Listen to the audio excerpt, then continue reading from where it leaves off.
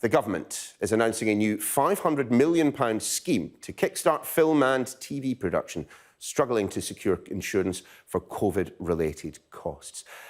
Let's discuss this with the founder of the British Urban Film Festival, Emmanuel Anyiam-Osigwe. Emmanuel, really nice to see you this morning. £500 million sounds like a chunk of change. Is it enough? Well, firstly, as a taxpayer, it's good to see that the public's finances have been put to good use and it's been given to people who really need it. Obviously, since the pandemic broke in March, a lot of productions have had to close down, a lot of contracts have had to be cancelled. And by that, I mean the majority of people in our industries who are freelancers. So this is a shot in the arm for those people and also for those productions who are now able to safely resume production to help kickstart the economy.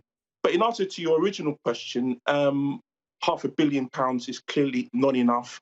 And there are other priorities within the film and TV industries that need to be addressed. I mean, as you mentioned, Emmanuel, I mean, there are 180,000 jobs in the film and TV industries in this country. A large percentage of them will be those tax-paying freelancers that fell through the furlough net. I mean, how many of them might not be returning to the industry after all this is over? Yes, that's a very important point that you've made there, Neil, because my understanding is that there were over 3 million people that weren't able to qualify for the furlough scheme. Neither were they eligible for the self-employed income support scheme. So at most, there's 3 million that we're going to lose in the industry, and probably a whole lot more. Obviously, the furlough's due to end, the furlough scheme, should I say, is due to end in October. So we've not really seen the effects, the long-lasting effects that this pandemic is going to cause within the industry. But like I said, this is an insurance scheme.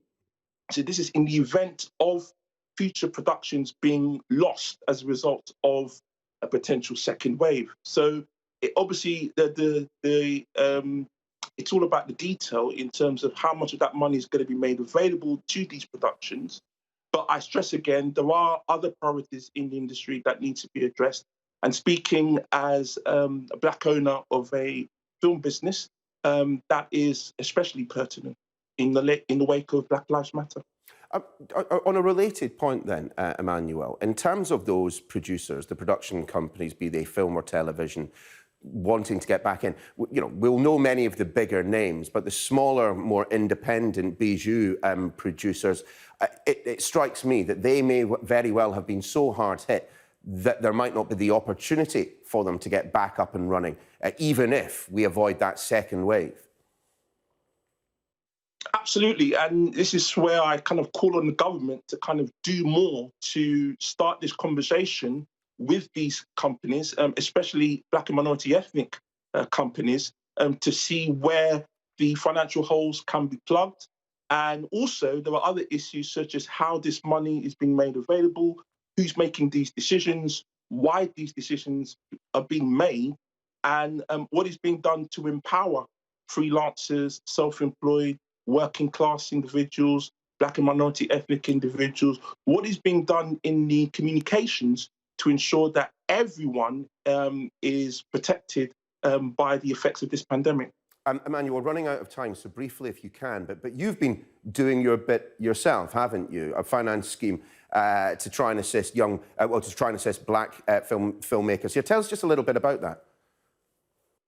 Yes, so literally, it's on the 1st of July, so 4 weeks today, that I just woke up one morning and decided, with what I've done in the industry for over 20 years, getting an MBE in the process for my services to Black film, what could I do in terms of the conversation? And for me, it was more than a conversation. So I put money from my own pocket, so it's not from any companies, not working with anyone in particular. And I put myself out there and said, Black filmmakers, wherever you are, I'm here to support you.